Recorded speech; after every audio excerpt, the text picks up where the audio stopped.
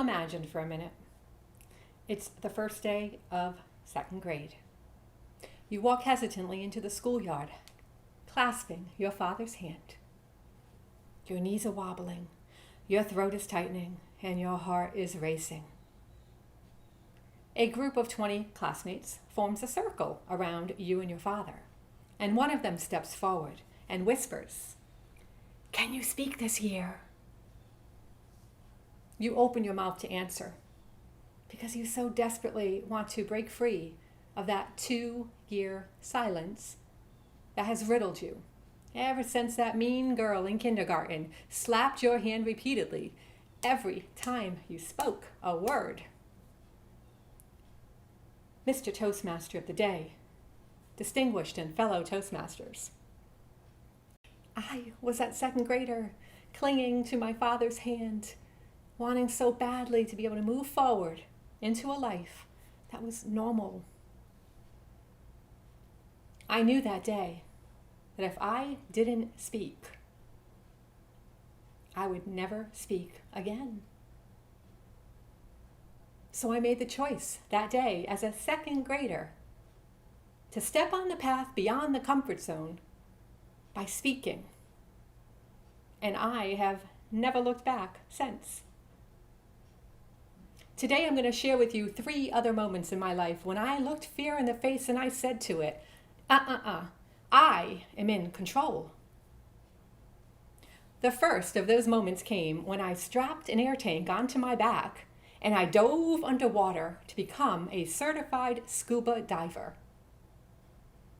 I literally could have died doing this activity, so it scared me to death.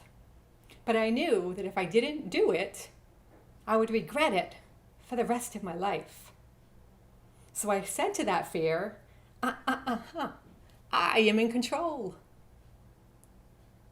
What I learned from this experience is that if I can dive 80 feet beneath the surface and swim with fish and turtles the size of small cars and come out alive, I can do anything in my life.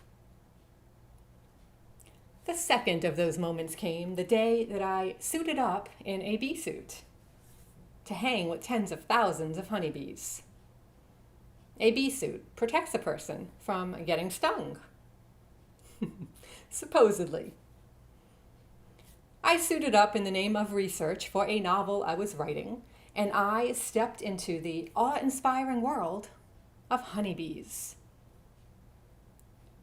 As I stepped into this, I was always afraid of bees and other insects, paralyzed by their mere presence.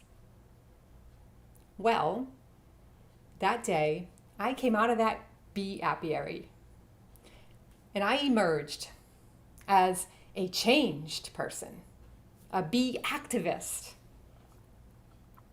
because I said no to my fear that day. I was privileged to be able to share the honeybees' plight for survival with readers from around the world who are now planting bee gardens to help these amazing pollinators survive and thrive. Finally, the third of these moments came the day that I decided to operate a miter saw. For those of you who might not know, a miter saw is an intimidating piece of machinery that has a very large, scary, sharp blade that could do some damage. I'd always wanted to renovate my home, and I avoided it for so many years because I was afraid of this big, scary saw and other power tools that would be necessary. True to my nature, one day I looked at that miter saw and I was like, I lifted its handle. I secured my piece of wood. Then I lowered that blade, that big scary blade, and I cut through that wood like it was butter.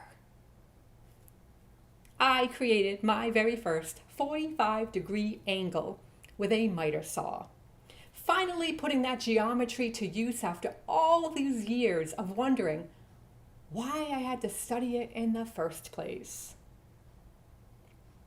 By embracing my fear that day, I opened up a whole new world of opportunities for myself, where I now seek those opportunities to use power tools whenever I get a chance.